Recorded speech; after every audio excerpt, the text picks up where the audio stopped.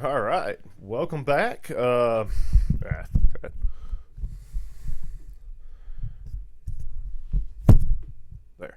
and we're live. Welcome back to second part of the rise of big pharma and the death of man. Coming to you live from the bowels of Billy's basement on a rainy Monday morning in Monroe, Georgia. The Wake Up Boys. We'll start back out in case. Hey, you got up there, Bill? Case anybody forgot what we were talking about, we'll get right back and let you hear it from the main guy himself. Yeah, what's he got to say? You're okay. You're not gonna get COVID if you have these vaccinations. Ladies and gentlemen, let me just say this about that. In life, we have relationships. They could be business relationships, personal relationships. We have relationships. If somebody in your relationship lies to you, trust is broken. So this fella has lied. Like it or not, he lied. So if you don't think he would lie about Russians and laptops, think again. Oh, yeah, Russians and laptops, Ukraine. That'd be a fun story right there. Juan, you sent me an article this morning. Let's pull that one up. Swine flu vaccine. If you did not catch our first episode, this is all kind of chasing how big pharma and everything comes rolling back to money. So the headline on this swine flu program is halted in 9 states as 3 die after a shot. This was in 1976, folks. Wasn't big pharma quite yet in 1976. Now, the VAERS system is probably reported at about 0.5%. So add 99.5% to VAERS, and you might be getting close. But even the VAERS says 30,000 people have died from the vaccine. That doesn't count strokes or any other side effects that they had, and it's still on the market. Unbelievable. And then we have an article here that's saying that number is closer to 1.1 million. That is probably, okay, Bill. So somewhere between 30,000 and 1.1 million have died. We'll leave that up to the individual to make his decision, but hey, more than 3 people have died, Bill, and that's what we're getting these days. I read an article yesterday, strawberries, ham sandwiches, and blueberries, and some other things, raspberries, I think, could actually cause you to catch COVID, Bill. Yes, I saw the exact same article. So what they're saying is that because those items are difficult to wash, that it was touch transferred.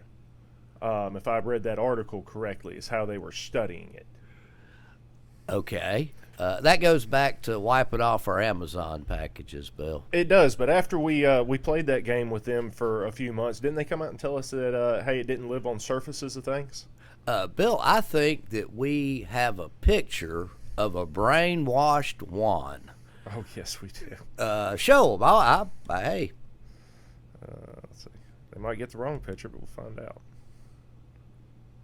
There he is. There is a brainwashed one. That's about 3 weeks into COVID, and I am fighting this ninja-like virus that is capable of coming through the vents in your car and things of that nature to bravely go in Walmart and get some items for my family. But, folks, there you go. There you have it. I was bought in. 100%. They got us all. I remember putting on gloves to pump gas into my truck. Absolutely ridiculous. But let's roll back over here to this, though, because those numbers, what was that first source that you listed that said 30,000? That's the VAERS system. That's the CDC system that a doctor, nurse would go on there and log in and say, Bill is 2 weeks from his co-vaccine. He killed over dead. Wow. And then that's just too big of a gap. How do we compare 1.1 million to 30,000? Where's the truth? Bill, the truth is, I don't think we'll ever know it. sort of our Wake Up Boys mission here is just simply to get folks to start questioning things. Why does one article say 30,000 people died and another one says 1.1 million people died? Let's go with the low number. So 30,000. Why is 30,000 acceptable when in 1976 we pulled everything over 3? Actually, Bill, I think the flu vaccine came out originally in about 1945, but I think the first year it was really rolled out to the public was 1970, 1971. And let me hang on that thought for just a minute. Bill, from 1945 to 1970, how many years was that? 45 to 70. 35? 35 years. Our math may not be right. It might not be. But they were working on this vaccine for 35 years, essentially. We brought you one in 25 years. 25 years, Bill? 25 years. We don't get paid to do math. But, just look at that. They worked on this thing, and when they rolled it out in 70, 71, 400 people died. It was immediately pulled from the market, and they went back to work on it.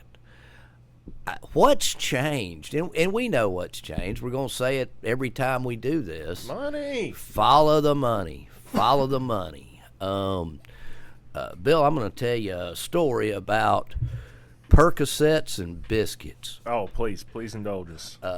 This has just happened hours ago. For those of you that might be traveling through Monroe, Georgia, or if you live in Monroe, you already know this, and they're not paying me to say this, but the Golden Pantry has got about the best biscuits in town. So this morning I stopped to get a biscuit. The nice lady working across serving me, I'm going to strike up conversation with you, whether you like it or not. You may not respond back, but I said to the nice lady, I said, do you know that cannabis has side effects? If you get up in the morning and smoke it, you might come to the Golden Pantry to get you a biscuit. And she kind of chuckled and she said, I honestly don't know that much about cannabis, but I'm trying to get my medical card so I can use it instead of Percocet. Now, Bill, you know me, and as she said that, the top of my head blew off, and she says, when I try to quit taking these, I get sick. I said, yeah, it's called withdrawals. And I said, your doctor did that to you, and that's wrong. I said, let me just give you a little brief rundown on cannabis, ma'am. I said, if we agree that the devil put nothing on this planet, God put it here, we have an e-cannabinoid system, we are supposed to use the plant. Now, the plant is bad news for Big Pharma.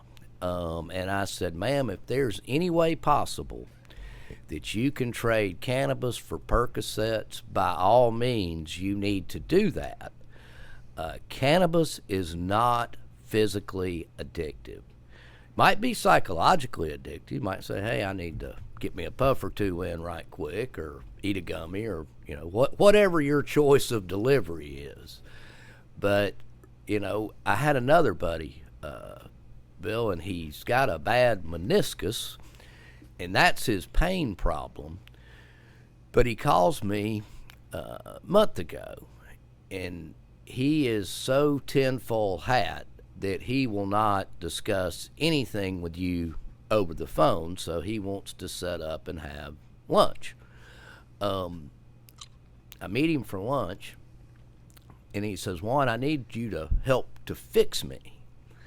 And I said, man, I can't fix you, but what's wrong with you? And he said, I'm addicted to oxys. Now, after I fainted and got up from the floor, because this was one of the last people you would ever expect to hear this from, he said, all those years of working and not wanting to miss a day's work on the bad meniscus, I was given Oxycontins. Now, he's been on these things about 4 or 5 years. I don't think they're intended to be on for 4 or 5 years. Well, if you're a big farmer and you're chasing the money, it's intended that way. And I'm in the process of helping him get off oxys, but he said the exact same thing the lady said. When I go 18 hours without taking them, I start getting sick. He's having withdrawal symptoms. He's going to start sweating. He's going to feel like he's got the flu. All of this brought to you by Pfizer. And you know, Bill, when this vaccine came out, I just applied logic and common sense, and I said, you mean to tell me the same people that brought the opioid epidemic are going to cure us from this ninja-like evil virus? I don't think so. They're not in the business of curing shit, Bill. No. Well, you heal a patient, you lose a customer. Heal a patient, lose a customer. It's very simple. Let's see. Side effects of Percocet, just right off the top here: nausea, vomiting, lightheadedness, dizziness, drowsiness may occur. This is what am I on? WebMD. So, sleep apnea, weight loss, abdominal pain, adrenal glands, include fainting, seizures, Jesus. swallowing and breathing, dizziness, difficult waking up, allergic reaction, rash, itching, throat. Doesn't this sound fun? Well, you know, Bill, what I want to encourage folks to do is if your doctor diagnoses you with anything and he says to you, I'm going to prescribe X, ask him one question: is this addictive? Will they tell you if it is? I mean, yeah, it's addictive, but I think you need it. It could be, you know, are they going to sit there and downplay it? One thing when I pulled that up that I actually thought was real interesting, and we saw it yesterday, you can't open anything without big headlines at the top, you know, COVID-19 this, and know your facts, and know this. The opioid epidemic is no secret. Look how small their warning is.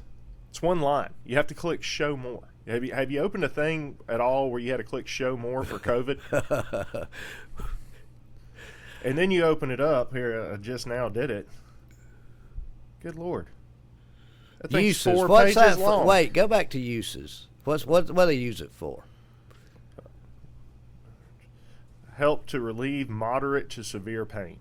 What else? Contains opioid pain reliever. Works in the brain. Oxycodone works in the brain to change how your body feels and responds to pain.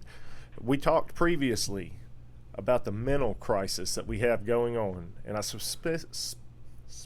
can't talk. Specifically, That's said. the word I'm looking for. About how the chemicals in your brain were altered by these drugs, and I fully believe that is causing the rise of mental patients that we have in our society. You know, going back to 74% of the population is on something. Now, I had a friend that's my age, 56 years old, went to the doctor for a checkup about 2-3 months ago. And the nurse asked him, what do you take? And he says, I don't take anything. And she fainted, and she got up, and she says to him, you're the first person in 2 years that's told me that. So when my friend tells me this story, I'm sitting on the front porch with my wife one afternoon, and I said, honey, do me a favor. I said, pull up what percentage of Americans over 50 are on some type of medication. Depending on which article you read, it's going to be 75 to 80% take something for something. That was not the kicker. The kicker was 80% of the 80% take 4 or more. Bill, can you say overprescribed? I can say follow the money. Now, I was telling my cousin about this, and the next time we had a conversation, he said, hey, I picked up on what you were doing. He said, but I went to the other end of the spectrum. And he said, I went to the millennial generation. And that's when we found that the numbers, Bill, the percentages don't change from 100 years old down to about 12, 70. There you go. That's the Mayo Clinic. We just pulled it up. Mayo Clinic, 7 in 10 Americans take prescription drugs. 70%. I'm telling you, 74 to 80. So, we're not giving you a bunch of bullshit here. No, mainstream is right there with you. Is this necessary, folks? These are the questions we want you to start asking yourself. Well, I don't understand how 70% of our population ends up on medication when you look back. Let's just run right back to the 70s. And here, I'll look it up real quick. But you're not going to tell me that 7 out of 10 in the 70s were on medication. People were living good, healthy lives. It's probably gone, Bill, from 7% of the population being medicated to 70. Now, if I saw 7 or 8% of the people were taking something, I'd say, hey, that number probably makes sense. Don't get us wrong here. There are life-saving drugs out there that people do need to take. 70% of the people need to take them? No, there's no way. And that all links back to, okay, we gave this kid this Ritalin or Adderall when he was a child, and now that he's in their 20s, something doesn't feel right. So they go back to the doctor, and now all of a sudden they're on happy pills. And now we're in our 40s, and all of a sudden, they're having crazy thoughts. So now we're on antipsychotics. By the way, you got low testosterone because of what we gave you when you were a child. So now we've got you on testosterone medication that causes 4 other side effects that we've got you on a medication to fix. And hey, at the end of the day, eventually it's going to cause pain. So we're going to stick you on an opioid that you're going to get addicted to for the rest of your life. It's just a revolving door. That goes back to the 80% of the 80% are taking 4 or more medications a day. That's where the money's at.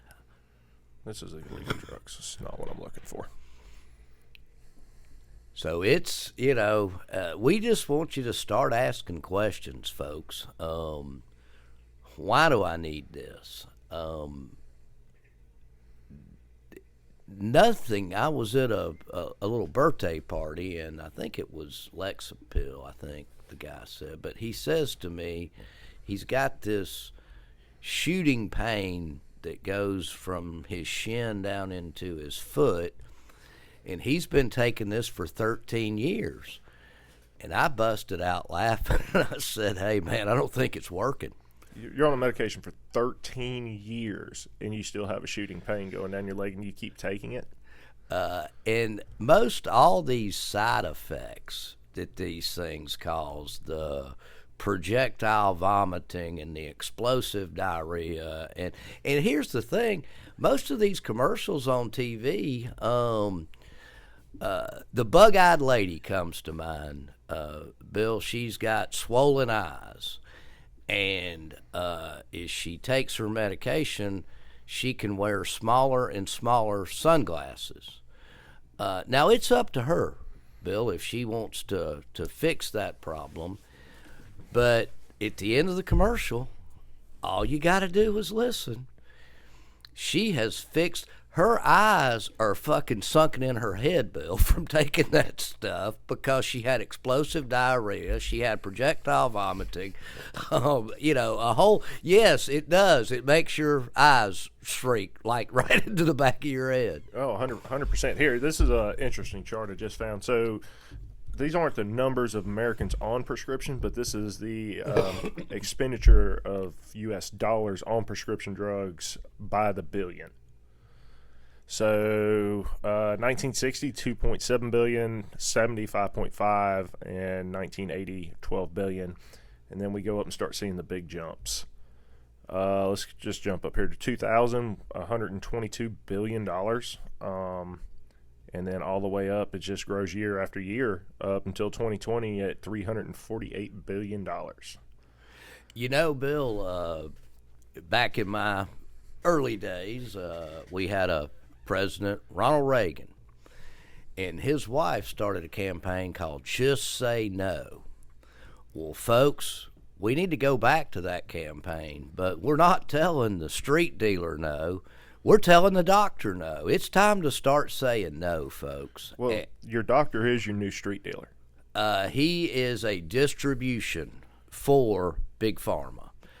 Walgreens, distribution center. It's all of them are. Well, how many times has anybody been to the doctor and you've got an issue, whatever that issue is, and you ask them what's wrong, and they go, I don't know, but we can treat the symptoms. So that to me is not medicine. You're not a doctor at that point. You're a pill writer. You are, okay, I can't figure out what's wrong with you. That's my job as a doctor. So I'm just going to treat you the symptom. Here, take this medication for that symptom, and this medication for that symptom, and this medication for that symptom, and we'll see where we're at in a month. That's what every one of them says. Bill, a friend of mine went to the doctor one time, and he told the doc, he said, I'm not sure what's wrong with me. I look bad, but I feel good. The doctor said, look bad, feel good. He was confused.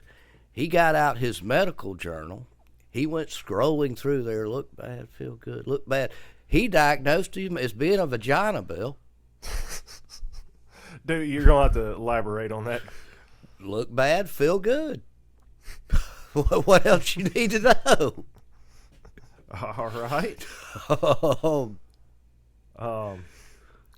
Yeah, I don't know. I personally, unless it was just hey, straight up, this is the issue. The only thing, I kind of give doctors credit about is like antibiotics. I mean, hey, you got an infection, we'll fix that. Which I'm sure that's just because they haven't figured out how to treat you and keep you infected and keep treating you. But Bill, does that say prescribing right there on the screen? Oh, absolutely. So you don't even have to go to a doctor anymore. Now you can FaceTime with one and get a prescription. Got to make this easier. Well, they closed down a lot of pain clinics. There is not as many of those around as there once were. And so I guess the line got long at the doctor's office, so this was a way of easing the line. So if a doctor cannot physically examine you, how can they make what factual call about anything? Because at that point, you're just telling them stuff. Bill, as you know, I am not one to go running into the doctor's office, so I have to go more on what people tell me. But folks are saying to me, hey, when I go to the doctor, he don't pull out his popsicle stick and say, he don't listen to my heart, don't look down my ears. He spins around in his chair with his prescription pad. Bill, when I watch a NASCAR race, and I don't watch as much NASCAR now that the Earnhardts and the Gordons and them are out of it, but when old Dale would step out of his car for an interview, his driving suit would have patches all over it. Budweiser, Goodyear, and you knew who sponsored Dale. Right. I think the doctor should be required to do that. His doctor's coat ought to have patches on it. Pfizer, Moderna. We need to know who sponsors him. Oh, and if you don't think there's kickbacks to these doctors, you're absolutely insane. We find some proof on that, we'll show it, but I'm not going to call anybody out until I do. But we all know it happens. We're not going to pull it up right here on the screen, but from things I've read and watched, the easy play is for them to tell the doctor, hey, we're going to put you on the board. Now, that doctor never shows up to a board meeting, and he gets $200,000 a year to be on the board. Right, he draws a salary. Johnson & Johnson goes to the opium farmers and says, hey, we'll give you a new Bentley if you can grow the most powerful opium. You grow the best poppy plants, and we're gonna reward you for that. We want it as powerful as you can get it. And there's a term they invented, Bill, in the opioid world. It's called pseudo-addicted. You think you're addicted, but you're really not. And there's a fix for this. So, Bill, you're on a 10 milligram dose, and it just ain't cutting it anymore. We up the dose. We give you more. What are they doing with COVID vaccines? Oh, what was it? You had to get your first shot, then you had to get your second shot. And how many boosters are we up to? I think right now, if you are vaxxed to the max, you have 5 shots in you. That is absolutely. And but they're proposing them every year. So just like the opioids, we'll give you more. Look at that little fella. And I go back to this because this is number one in the United States right here. You're okay. You're not gonna get COVID if you have. You're not going to get COVID if you're vaccinated, and that is the biggest lie that has ever been told to the American people from a U.S. sitting president. And you know, the second biggest lie was telling recovered people they needed to get vaccinated. It causes your immune system to have a hyperactive response. Bill, I'm going to tell you a story. I always tell stories, Bill, but they're true stories, Bill. Well, that's wonderful. We call it story time with Juan. We like it. So, I don't know. The vaccine was out, and I turn on my TV one morning. My mistake. Shouldn't have done that. But all I'm hearing is the state of Arkansas is eat up with COVID. I mean, they got people out in the hospital parking lots. It's so bad. And I cut my TV off, pick my phone up, go to the news. First article, Arkansas tore up with the COVID. And I got down on my hands and knees and I prayed for these people, Bill. And then I sat back down and I said, bullshit. So I got my phone back out and I Googled hospitals in Arkansas. They got quite a few of them, by the way. They do. Now, those that know me know I'm not a technological wizard or anything such as that, but out beside every one of these hospitals was a green picture of a phone. And I'm so smart that I figured if I hit that green button, it'd call that hospital. So I sort of went eeny, meeny, miny, mo, boom, I hit one. Got a nice young lady named Patty on the phone. And I said, Patty, this is going to be the craziest call that you get today. Patty said she liked crazy, so I'm saying, thank God, I got somebody I can talk to. And I said, Patty, I want you to tell me the truth. And she said, I'll tell you the truth. However, if I get quiet real quick, you know my boss is walking by. Okay. I said, Patty, I cut my TV on, and all I'm seeing is how eat up the state of Arkansas is. You got patients out in the parking lot. And Bill, Patty laughed. And she said, yeah, we're seeing that on the news too. And she said, what I want you to do when we get off the phone is I want you to check our vaccination percentage as a state. She said, we're the second lowest in the country. And she said, we are being shamed. The media, the news is shaming the state of Arkansas because of our low vaccination rate. And I said, Patty, do you mean to tell me if I show up with a good case of the COVID today, I can get in your hospital? She said, honey, we'll get you right in the door. And she said, can I ask you something? And I said, absolutely. She said, have you had COVID? And I said, yes, ma'am, I've had it. She said, whatever you do, do not get that vaccine. Now, she didn't know me, and she didn't know there was no worries of that. But I said, why? She said, look, we got people in here with COVID that are vaccinated. We got people in here with COVID that are unvaccinated. But the people that are the worst in here are the people that had COVID and got vaccinated. Now, this is boots on the ground. This is a nurse talking to a redneck in Monroe, saying the worst cases we're seeing are people that have been vaccinated that had already had COVID. 100% agree. I've heard it multiple times, and I actually remember when that happened. I think we spoke that day. We probably did. And you told me about that and calling over there. But yeah, you turned on the news, and that was every main news story. And you call over there, and it's not the truth, which is kind of like, why is the media shaming us, and why is the media being used as a political tool trying to push this vaccine. So who's feeding their pockets? Well, if you watch any channel you can get on your TV today, more times than you can count, it'll say, brought to you by Pfizer. That would be a very interesting list to get, is exactly who all they've donated to. We'll work on that. We'll come up with those lists. And you know, I think in a lot of ways, Bill, it's hidden because Pfizer will have a nonprofit or they'll have something, a shell something set up. So, you know, even if the company is publicly traded, I'm not sure you can go into their books and say, here is a donation from Pfizer. I think it's camouflaged. It'll 100% be camouflaged.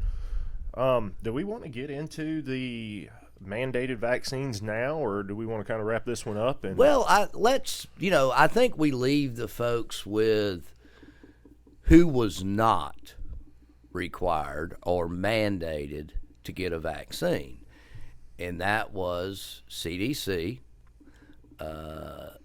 the judicial and legislative branches of the government. You know, the only one that really fought for themselves were the postal workers, so they didn't have to get it. God bless them. But here again, these are the questions we want you to ask yourself. Why were CDC employees not mandated? Why were folks that work for Pfizer not mandated, or Moderna? You know, if that doesn't raise a question, you did. So the folks developing this vaccine, the CDC, how do you develop something that you're not mandated to take? Like that doesn't make any sense. You're gonna force the it upon. CDC didn't develop the vaccine. They, and once again, clearing up misconception. Folks think there is an FDA-approved COVID vaccine. Guys, there's not. There may be, but see, they lose their emergency stuff if they become fully FDA-approved. Now, remember, they was working on that flu vaccine about 25 years. They worked on this one about 25 minutes. Oh, wow, this list of states said vaccinate or termination. So if you did not get vaccinated, you got fired. It's Colorado, Maine, New York, Oregon, Rhode Island, and Washington. Vaccinated or tested is way longer. And then up-to-date vaccine stats that mandate boosters. And then California, Connecticut, Illinois, Massachusetts, New Jersey, New Mexico, and New York. These are all for healthcare workers. They don't only mandate the vaccine, but you also have to be boosted. Bill, we've got an email somewhere. I think at this point, 93 young doctors, and when I say young, under 40 in Canada have died. Now, folks, if you think that's normal, if you think these doctors just fall over dead like this all the time, they don't. They are vaccinated 5 times, and they are losing doctors at an alarming rate. Well, we saw that with the airlines as well. When the airlines they had all these flight shortages that they said, and they blamed it on COVID, which was wild, and I guess it rooted back to COVID. But the pilot said we're not getting vaccinated, and they walked off the job. That is the truth of what happened, and now if you're looking for it, you're seeing every week a pilot dying. If he dies at the wrong time, there's about 350 on that plane going to die with him. Correct. And these aren't like, oh, he laid down, didn't feel well, and, he was sick for 2 weeks and died. These are massive heart attacks, strokes. In the air. Not saying that has happened. We have no proof of that. But, they might be in the ground. They just fall over dead. Sudden deaths have increased. I don't know the exact figure, but well, here again, if you will ask the questions, go look at any life insurance company you want to go look at, and look how much their payout is up since the vaccine came out. and you're going to see numbers in the range of 14 to 20%. Here again, that's not normal. There's an excess death rate, they call it. It's off the charts right now. These soccer players, football players, marathoners, it's every weekend. Now, before the vaccine, did we have an athlete from time to time have a heart attack in the field of play and die? Yeah, we did. But not every freaking weekend we didn't. No, and I think it's a lot more than every weekend. I think it's every day. We saw those numbers earlier. We jumped back over to them. The 1.1 million, which isn't being reported. I mean, that's a big gap between them two numbers, 30,000 versus 1.1 million, and we're somewhere in the middle. No, we're probably over that 1.1 million, but we'll never know, Bill. We will never know. Right. I think that's probably a good spot to wrap this one up. So till next time, thanks for listening. Check us out. It is the Wake Up Boys podcast. If you'd had anything that you would like to send in to us for us to talk about, you can email us at thecrew@wakeupboys.com. And I would like to thank all 122 of you who listened to the first podcast. Now, 2 of those people were me and Bill, so I actually like to thank 120 of you folks for listening. Absolutely. Till next time, we're out.